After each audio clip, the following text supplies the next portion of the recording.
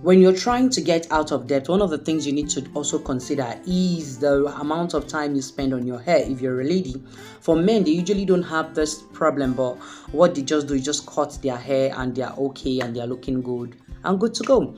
But for women, we put a lot of time on making our hair, and then at the end of the day, if you calculate how much you're spending, you realize that you're spending much. One of the things that actually helped me during my debt free period was I realized that I spend hair on how to make on making my hair monthly. At first, I was not wearing hair. At early stage of my life, I was not plaiting my hair.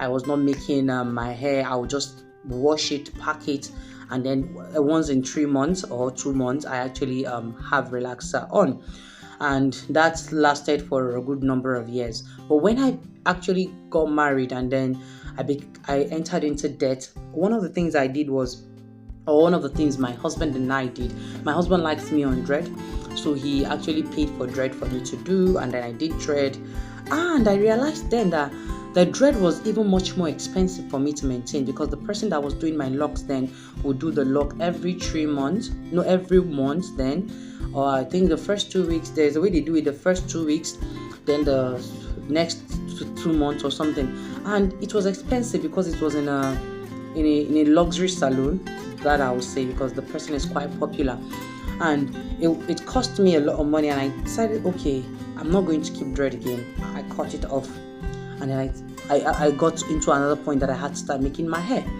When I started making my hair, I would use 2 packs or 1.5 pack of attachments, the jumbo pack, to make my hair, and I realized that I spent nothing less than 4 or 5 hours to make my hair.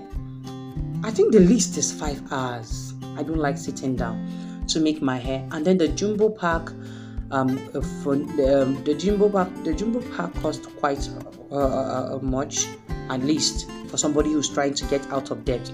And then at the end of the day, I realized that, okay, after a month or a month and few days, I want to make my hair. So that means approximately in a year, I make my hair like 9 times or 10 times. Yes, when I separate the remaining 2 months of the year upon, or maybe let's say a month and a week before I wash and make it again.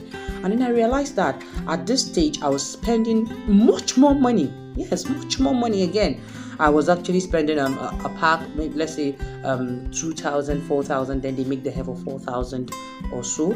Then the time I was spending 8,000. Then I started to calculate 8,000 times 10 times a month. Apart from washing and then washing in the salon and paying for those services, also it will be around 80,000 or 85,500. It is good to, or 85,000. It is good to look good, but you can look good at the detriment of your account. Yes. So I decided to say, I'm not making that hair again. I'm not making that hair again. I will just look simple, and then when it's needed and it's necessary, I will just put on something simple. And that has been my journey. And I also read one time a lady that said she stopped making her hair. She cut her hair in in one of these groups on Facebook, and then she cut her hair. And by the end of 1 year, 6 months, she was able to build a shop. Yes, she bought the land, built the shop, and started her catering business. That she spent a lot of money on hair because she's in the western part of Nigeria, and then she's they actually charge them more to make hair. When you cut out making hair from your list, making the kind of hair that will cost you, you would actually know that that is another way that your money is going to think of the things that would actually save you cost. And another person I remember vividly is one of my classmates from the one when we started our course. She had this wig. It was a blend of human hair, very light and all that, and then she used it for 6 years. The course lasted for 6 years. Why? Because of obviously the strike, and then and all the things that come in place. She used it for 6 good years. When I asked her, she said the wig actually belongs to her mom. Her mom was a nurse, and then she had to buy that wig then to look good and corporate, and it lasted her for 6 years. So one of the things you actually need to do if you actually still want to look good while staying out of debt is invest in something that would cost you less, maybe a week, yes, or maybe a wig or weave or something that is just so simple that would not actually swallow your money at the end of the day. That is that, and your hair can actually be another factor that costs you debt. Some people want to buy the whole week. They want to change on Tuesday, change on Monday, change on Wednesday, and then you see a whole collage of wigs in their house, and you're wondering, wow, do they sell it? And they tell you no, they are not selling it.